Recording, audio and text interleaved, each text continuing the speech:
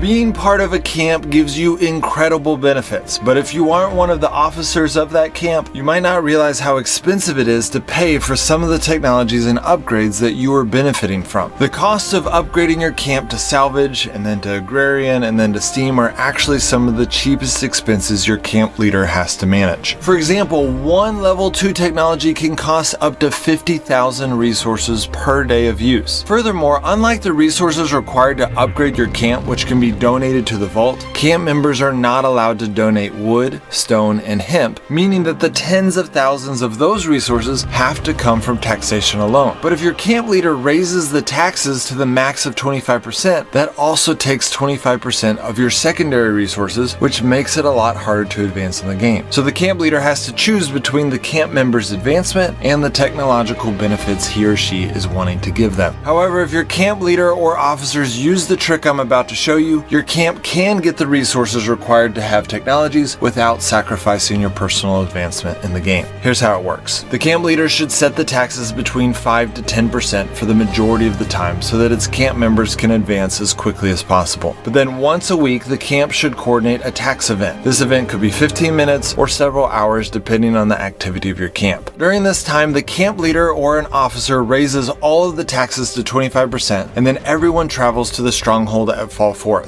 If you followed the advice in my tips and tricks video for this game, you should have thousands of stronghold points left over. Use a small fraction of those points to buy enormous amounts of wood, stone, and hemp, and then run to the helicopter and send it all home. If you click here, you will notice that you are sending thousands of resources directly to your camp. After everyone does this a few times, then the camp leader can lower the taxes again so that everyone can go back to advancing in the game. If enough people do this, then this will provide your camp with more than enough resources to last for an entire week. Camp members will still need to donate food and a few secondary resources of the vault when the needs come up, but that gives the players camp contribution points, whereas taxation does not, so even that helps out your camp members more. Lastly, doing this should encourage camp members to build bigger and better bases, keep their ammo boxes full, and have lots of extra bandages on hand, because those three things are heavily dependent on having extra wood, stone, and hemp. Well, that's it guys, hope that helps. Several of you have been asking about my camp video, and it is coming. It's just taking me a little while to compile everything. Also, if you're an active player and would like to join an active camp, our camp is still recruiting. Just search for JCF. Currently, we are only in the top 50 camps, but I was a little late to the game, so hopefully we can get to the top 10 sometime soon. I live stream all of our camp events on my other channel, which has been a lot of fun.